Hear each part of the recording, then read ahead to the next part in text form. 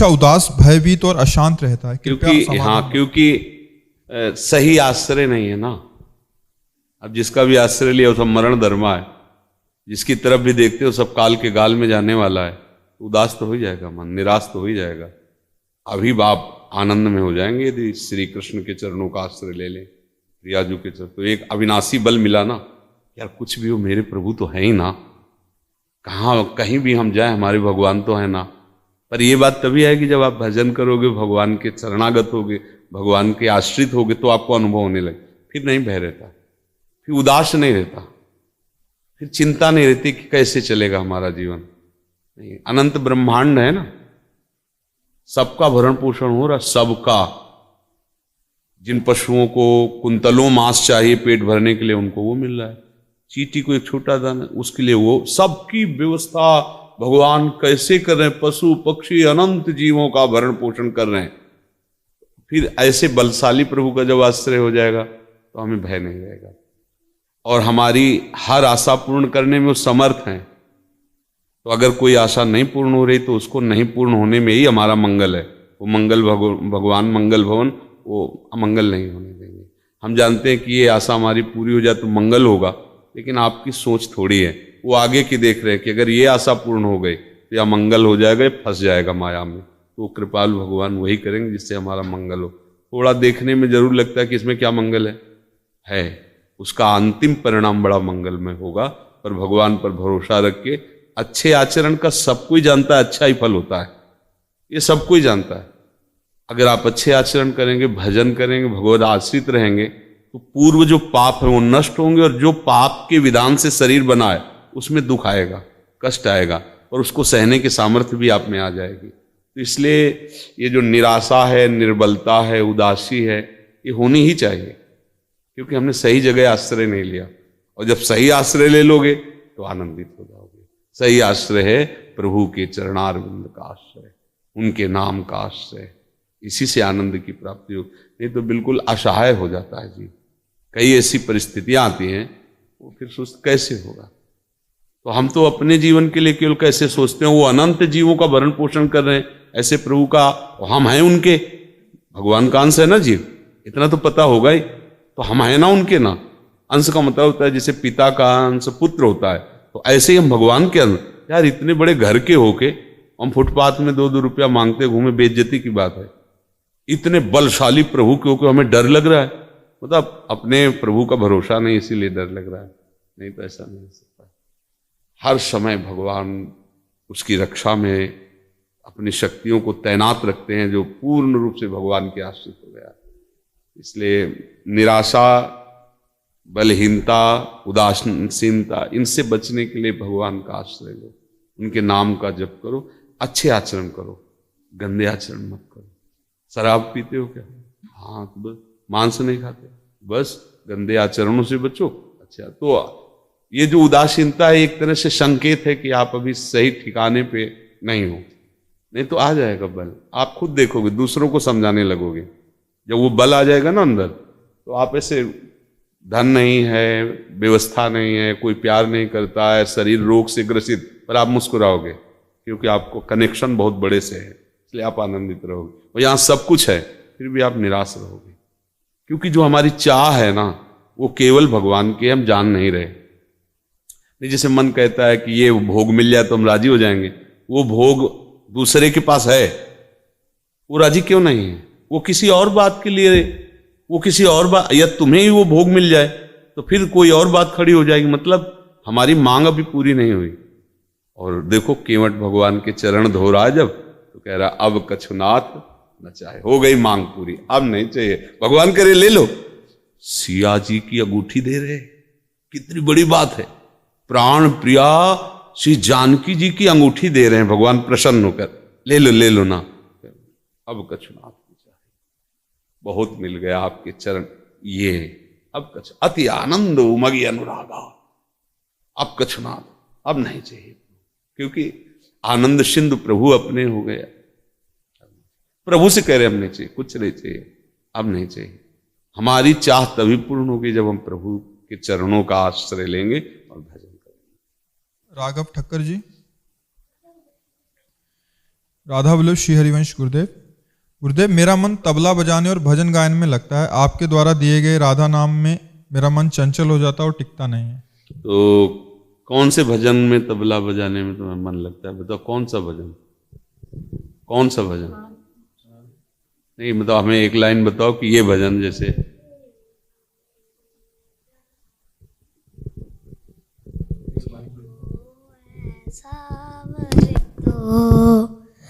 सेवा सुपिरड सत सक झोली में मेरे भर तो सुनो, बस यही भजन है, गाते रहो धीरे धीरे। जब ये मांग पूरी हो जाएगी ना, सेवा सुमिरन सत्संग, ये जब झोली में आ जाएगा तो राधा नाम प्राण प्रिय लगने लगेगा। बजाओ, ठीक है? और ऐसे सीखो बजा, कभी श्री जी के सामने भी आके बजाओ, श्री जी के सामने गाओ, हम तुम्हें अवसर देंगे, ठीक है ना? तुम अच्छे से, हाँ तो थोड़ा और सीख लो, फिर हम श्री जी के सामने बैठा लेंगे, आप सुना देना श्री जी को, ठीक है? अच्छे बच्चे, जय जय श्री।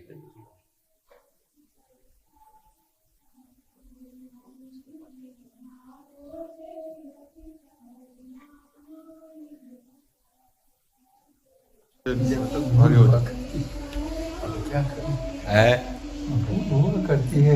क्या भूल हुए?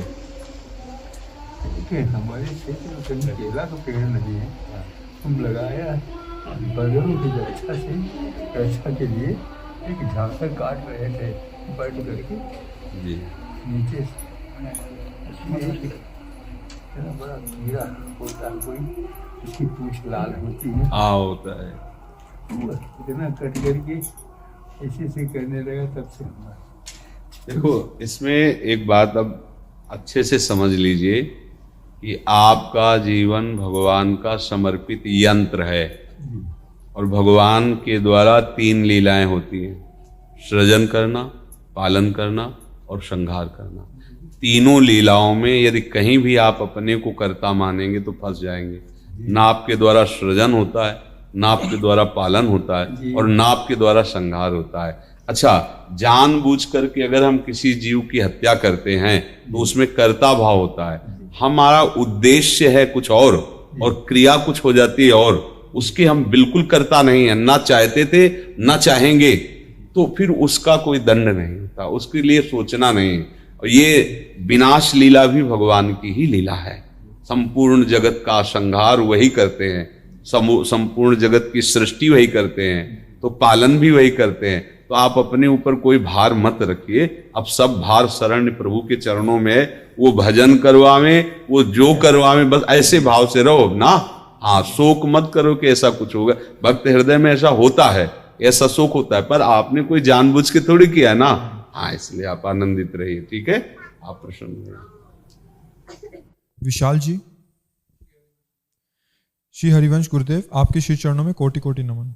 गुरुदेव, आपके एक सत्संग में सुना था कि ठाकुर जी हमसे मिलने दिन में एक बार जरूर आते हैं, तो उन्हें कैसे पहचानें? दिन में एक बार क्या, वो हर समय रहते हैं। किसी सूझ वाली आंख ने पहचान की, कण कण में झांकी भगवान की। जब तक शरीर राग है, शरीर के भोगों में सुख है, तो आपको वस्तु, व्यक्ति, पदार्थ दिखाई देगा, समझना। और जहां शरीर राग और शरीर के भोगों का सुख भाव नष्ट हुआ और अंदर से भगवत भाव जागृत हुआ, तो आपको सिर्फ भगवान ही भगवान है ऐसा दिखाई देगा।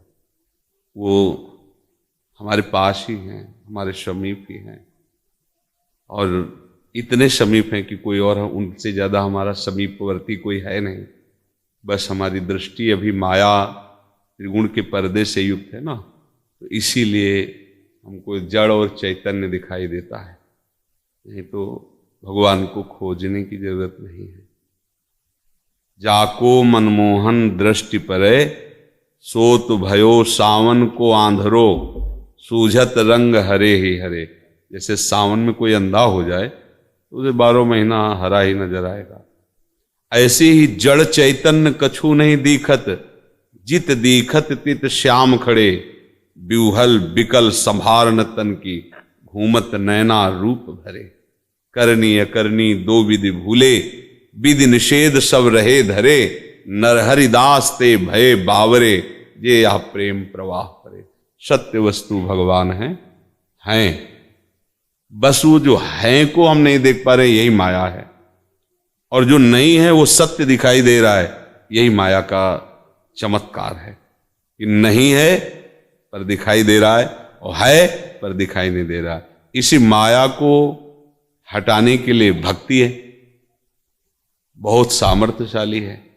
अगर हम प्रभु का नाम जब, प्रभु की सेवा, प्रभु की आराधना और स्वसुख वांछा छोड़ें, जो हम भोगों में सुख लेने की वृत्ति रखते हैं, यही वृत्ति अंधकार है, यही वृत्ति मल है। ये वृत्ति जो ही हटेगी तो निर्मल मन हो जाएगा। मन का मल है वासना, नाना प्रकार के भोगों में सुख खोजना, यही मल है। कामना ही मल है, भोगों की सुख बुद्धि मल है, और जब तक मल है तब तक फिर दर्शन नहीं होगा सब जगह। मल हटा, ममता मल मर जाए, जर जाए। जहां नष्ट हुई ममता, कामना नष्ट हुई, तो आपको फिर सोचना नहीं पड़ेगा कि प्रभु हैं क्या, वही नजर आएंगे।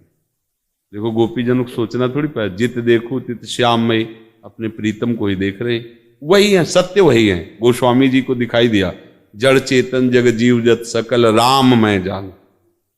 हमें तो नहीं दिखाई दिया, क्योंकि हम संसार में सुख भोग रहे हैं, तो हमें जड़ चैतन्य दिखाई देगा, अच्छा बुरा दिखाई देगा, स्त्री पुरुष दिखाई देगा, उत्तम अधम दिखाई देगा। यह है माया।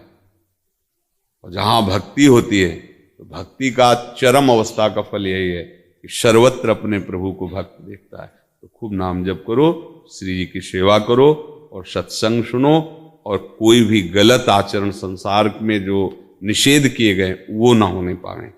गृहस्थ धर्म में वो गृहस्थ धर्म के अनुसार जो है भगवत प्रसाद स्वरूप मानकर, भगवत सेवा मान करके उन्हीं विषयों का सेवन करो जिसे शास्त्र विधान करता है, और जिसे निषेध करता है वो कभी नहीं करे।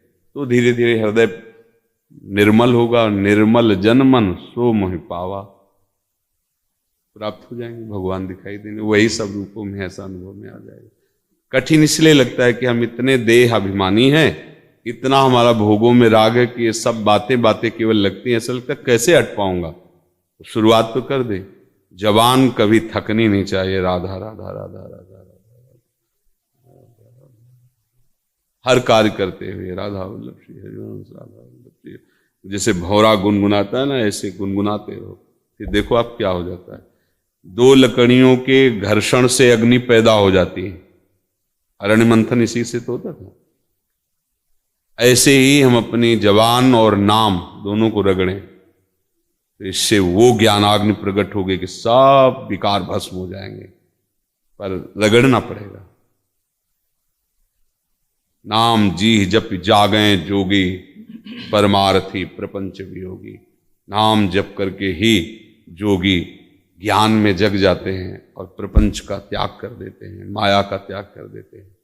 नाम, जब तक नाम में निरंतरता नहीं, तब तक माया मल फेंकती रहेगी, कामनाएं वासनाएं हमारे हृदय को गंदा करती रहेंगी।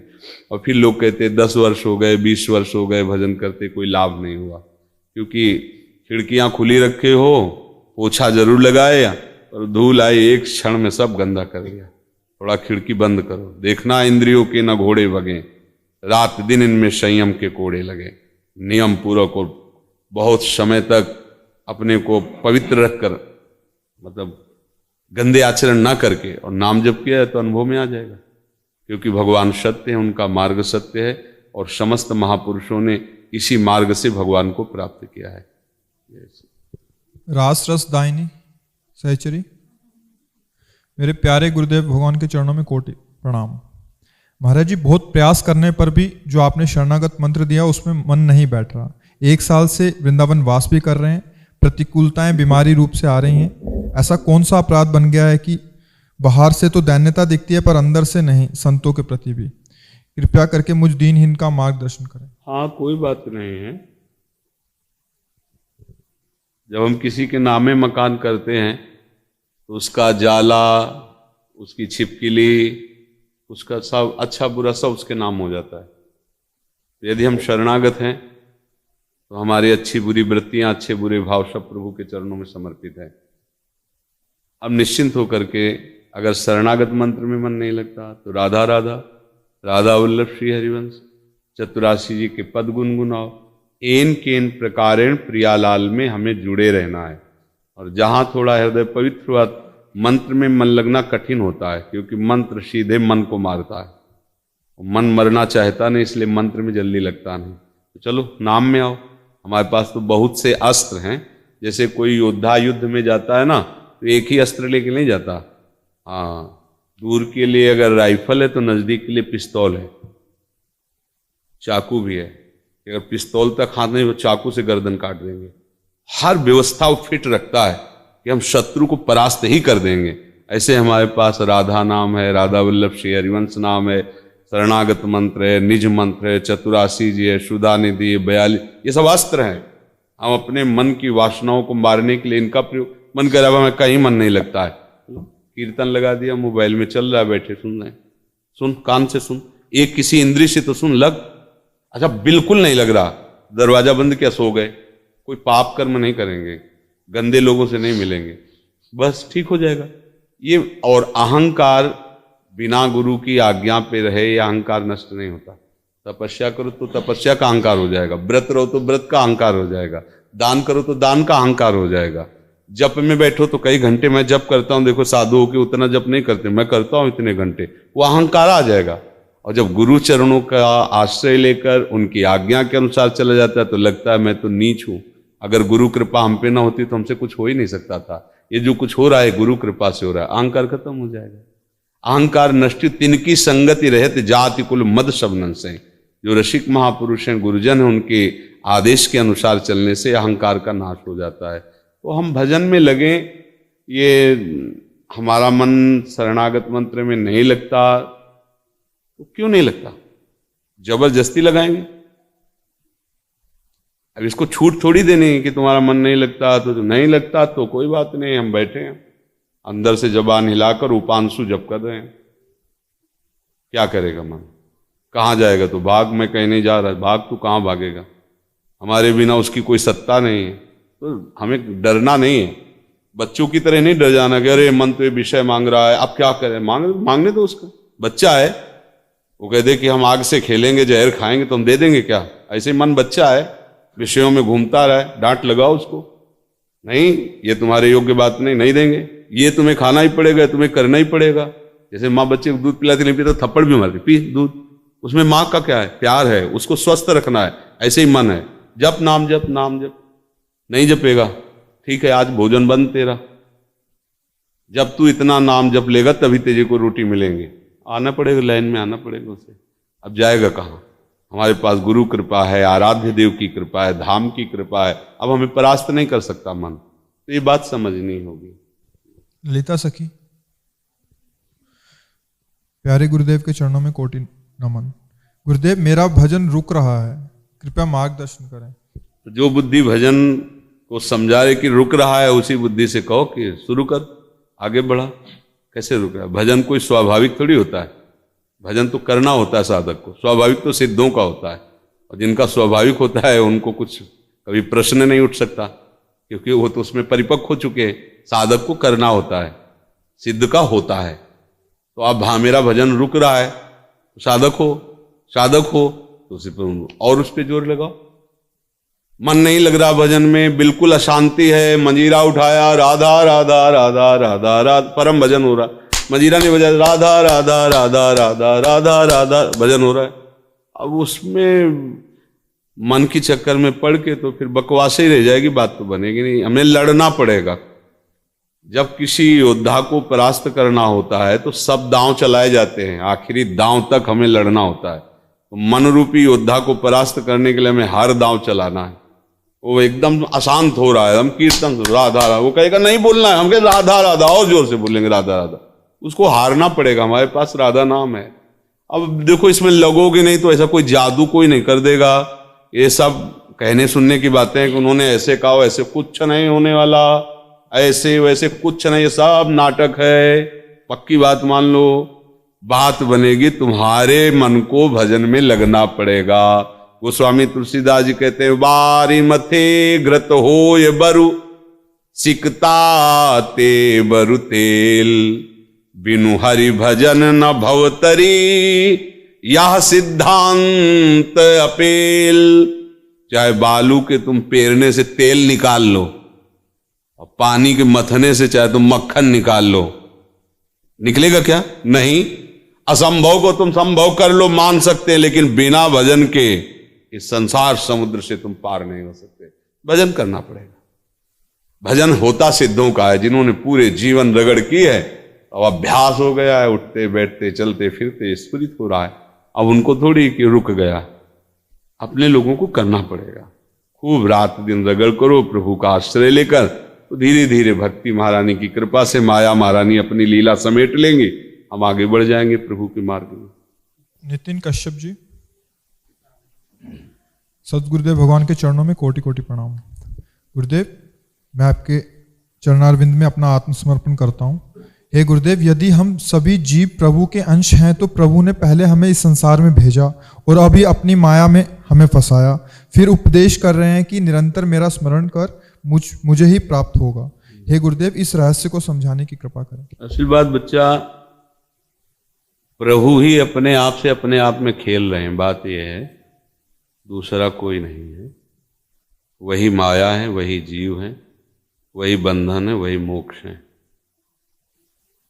उपनिषद कहता है, भगवान ने ऐसा संकल्प किया, एको हम बहुश्यामः, बहुत रूपम हो गए, 84 लाख योनियों का।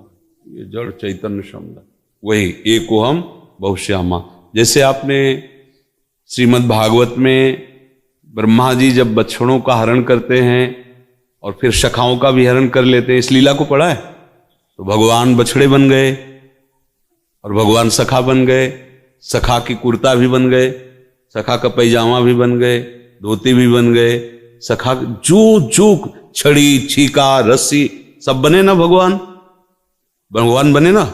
ऐसे वो उस समय की बात नहीं, ये पूरी बात है। जड़ चैतन्य सब कुछ भगवान बने हुए हैं। अब हम ये बात भूल गए कि हमारा स्वरूप क्या है। एक चौपाई अगर सुनी हो, सोई जाने जे देहु जनाई, तो क्या लिखा है? जानत तुम्हें। जब आप जानोगे तो क्या जानोगे? कि आप भी वही हैं। समझ रहे हो ना? रहस्य को समझना चाहिए। किसी भी खेल के आंतरिक रहस्य को समझ जाओगे तो खेल पर विजय प्राप्त कर लोगे। जब कोई यहां जान पाता है तो यही जान पाता है वही मैं हूं जिसकी मैं खोज कर रहा था, दूसरा कोई नहीं। अभी हम मैं इसको मान रहे हैं, शरीर को, इंद्रियों को, मन को, बुद्धि को, और इनको मैं मानकर भोगों में उतर गए। इसी गलती का दंड मिल रहा है, और वो भी दंड भ्रमात्मक है, सत्य नहीं है। क्योंकि सत्य तुम्हारे स्वरूप में कोई खरोच पैदा कर सके ऐसा आज तक अस्त्र ही नहीं पैदा हुआ। नैनम छिन्नन्ति शस्त्राणि नैनम दहति पावका न चैनम क्लेदयन्त्यापो न शोषयति मारुता। फिर भी तुम मर रहे हो, फिर भी तुम जल रहे हो, फिर भी तुम क्लेशित हो, फिर भी तुम नाना प्रकार के दुख से दुखी हो। ये तुम्हारा भ्रम है। भगवान और तुम एक ही जाति के हो, एक ही धातु के बने हो। जैसे भगवान में खरोच नहीं पैदा हो सकती, ऐसे तुम्हारे स्वरूप में नहीं हो सकती। जैसे भगवान सुख सिंधु है ना, तो तुम क्या हो? चेतन अमल सहज सुख राशि हो ना। वो चैतन्य घन है, तुम भी चैतन्य घन। वो अमल है, तुम भी तो अमल हो। हो क्या गया? हम मल को पकड़ लिया। ये शरीर के भोग, कामनाएं, वासनाएं, ये सब मल है। इसी से हम अपने स्वरूप को भूल गए। नहीं तो सब भगवत स्वरूप ही है। जहां ऐसी भावना सिद्ध हुई तो भगवान ने कहा रसाम आत्मा से दुर्लभा, खत्म, खेल हो गया, खत्म। दूरे सृष्टि आदि वार्ता, खत्म। उसके सामने सृष्टि नहीं है। उसके सामने केवल जैसे कांच के महल में खड़े हो जाओ तो तुम दिखाई दोगे ना, तुम दिखाई दोगे। तो अब इस तुम को चाहे इधर रख लो, चाहे इधर रख लो। इधर रख लो तो भक्ति है सामने, अंदर रख लो तो ज्ञान है। ज्ञान में अहम ब्रह्मास्मि और भक्ति में तू ही तू है। ज्ञान में मैं और भक्ति में तू, और माया में मैं और तू, तो फंसे कहाँ हो? ना मैं में हो, ना तू में हो, मैं तू में हो। मैं और मोर तोड़ता है माया, इसका नाम माया है। और मैं ही मैं हूं, अहम ब्रह्मास्मि, ये ज्ञान की चरम अवस्था। और तू ही तू है, जिधर देखता हूं तू ही रमा हो, ये भक्ति की चरम अवस्था है। खेल है, समझो, ये दो का खेल नहीं है, एक का है। समिट जाओ, एक में आ जाओ तो फिर दिखाई देगा हाँ एक ही है, दूसरा नहीं। ब्रह्मा जी ने देखा कि बछड़े और सखाओं को तो हमने सुला दिया अपनी माया के द्वारा, ये कौन है? उतने वैसे ही रंग के, वैसे ही सखा, उतनी अवस्था, उतनी छड़ी छीका, सब जो भगवान ने ज्ञान दृष्टि, वो श्री कृष्ण ही बने हुए हैं। वही बछड़े बने, वही सब बने हुए हैं। मतलब बछड़ों के गले में घंटी, तो घंटी भी श्री कृष्ण, रस्सी भी श्री कृष्ण, सब श्री कृष्ण, सब श्री कृष्ण। और 1 वर्ष तक प्रभु ये लीला करके दिखाई ले, 1 वर्ष तक। यहां का 1 वर्ष ब्रह्मलोक का कितना, जैसे ऐसे कमल की पंखुड़ी ली और सुई से छेदा, इतने समय वहां का ब्रह्मलोक का, और यहां के 1 वर्ष हो गया। भगवान ने किसी को फंसाया नहीं है, भगवान अपने आप में फंस गए हैं। इसीलिए आप अपने द्वारा अपना उद्धार कर लीजिए, कोई समस्या आएगी। समुद्र के ऊपर जो तरंग डोल रही है वो और कुछ नहीं, समुद्र ही है। तरंग नाम केवल इसलिए पड़ा है कि उसमें वायु विकार घुस गया है। वायु शांत होगी तो शांत समुद्र है। तरंग का कोई सत्ता ही नहीं रहेगी कोई तरंग की सत्ता। वायु खत्म, तरंग नाम कुछ है नहीं, केवल समुद्र समुद्र है। माया का विकार खत्म तो केवल ब्रह्म ही ब्रह्म है, भगवान ही भगवान है, कोई दूसरा नहीं। बस थोड़ा उपासना के उसमें आगे बढ़ो, तब समझ में आ जाएगा। वो अपने आप से अपने आप में खेल रहे हैं, आप उनसे अलग अपने को मान गए, इसीलिए दुखी भी हो रहे हो। प्रभु से आप अलग मानकर अपनी सत्ता स्थापित की हो, इसलिए तुम्हें दंड मिल रहा है, इसलिए तुम दुखी हो रहे हो। मान रहे हो ना अलग प्रभु से अपने को। देखो ना, ये अगर कोई भी बात करे तो इसी पे होके बात करेगा कि मैं शरीर, अंदर ये बैठा हुआ है, ज्ञान विज्ञान बगारो चाहे जितना, ये अंदर बैठा हुआ है मैं, मतलब ये मैं। अब ये बात बड़ी कठिन है, यद्यपि मृषा पर छूटति कठिनाई, इसीलिए फिर मानी संख्या से सवाल हल कर लेते हैं। माना प्रभु हमारे गुरुदेव हैं, गुरुदेव हमारे प्रभु हैं, और उनकी आज्ञा का पालन किया तो पहुंच गए। कहां पहुंच गए? जो वो है वही मैं। जब पता चला तो कुछ और निकले ही नहीं वही, अब वो जीवन मुक्त हो गया। जीवन मुक्त कब हुआ? जब उनको जान गया। उनको किनको? अपने को जान गया। चाहे इधर जानोगे तो इधर का अनुभव हो जाएगा, इधर जानोगे तो इधर का अनुभव हो जाएगा। भगवान श्री राम कह रहे मम दर्शन फल परम अनुपा, जीव पाव निज सहज स्वरूपा। जब कोई हमारा दर्शन पाता है तो उसे स्वरूप बोध हो जाता है, ज्ञान हो जाता है। क्या? कि अब मैं और तू नहीं रहा, उधर भी वही इधर। एक बार श्री हनुमान जी महाराज राम जी के चरणों को ऐसे ऐसे सहला रहे थे, तो वशिष्ठ जी और भी बड़े बड़े ज्ञानी महात्मा बैठे थे। तो हनुमान जी के श्रीमुख से सुनने के लिए कहा कि हनुमान तुम कौन हो और इनसे क्या संबंध है? हनुमान जी ने तो शरीर भाव से मैं दास हूं और ये मेरे स्वामी हैं, जीव भाव से मैं अंश हूं और ये मेरे अंशी हैं, और स्वरूप भाव से जो सिंहासन में विराजमान है वही यहां विराजमान है। समझ पाए? तो आप किस भाव में हैं? स्वरूप भाव से जो सिंहासन में सियाराम विराजमान है, और फाड़ के भी दिखा दिया उन्होंने, यहां भी विराजमान है। खेल एक का ही हो रहा है, बस अंतर। जैसे जानने वाला नथ, कुंडल, हार और भी श्रृंगार के आभूषण, उसमें एक ही बात बोलेगा, सोना है। वैसे बहुत नाम रूप दे दिए गए, नथ है, कंकण है, ये है, ये बोलो कुछ भी है क्या? सोना है। बोलो कुछ भी है क्या? श्री कृष्ण है। समझ में आ रहा है? आ जाएगा तो महात्मा बन जाओगे, अंदर से नहीं समझ में आएगा तो इसी में भटकन शुरू रहती है। सारे शास्त्र इसी को समझा रहे हैं। संजय द्विवेदी जी, ज्ञानेश्वरी द्विवेदी जी। श्री हरिवंश, साष्टांग दंडवत प्रणाम। भगवान ब्राह्मण परिवार में जन्म होने से बचपन में ही यज्ञोपवीत हुआ, गायत्री संध्या और आदि करते रहे। विगत 1.5 वर्ष से भोलेनाथ जी का अभिषेक कर रहे थे। ईस्ट को लेकर बड़े भ्रम थे, फिर 3-4 माह से आपको सुना, तब धीरे धीरे भ्रम जाते रहे और जुगल सरकार के श्री चरणों में प्रीति होने लगी। 40 दिन से गायत्री अनुष्ठान कर रहे हैं और आधा नाम जप कर रहे हैं कि आपकी कृपा प्राप्त हो। महाराज जी, आपने शरणागति के लिए प्रार्थना किया। भगवान संस्कृत में MA PhD और शास्त्रीय संगीत सीखा है। संगीत में से आजीविका निर्वाह हो रही है।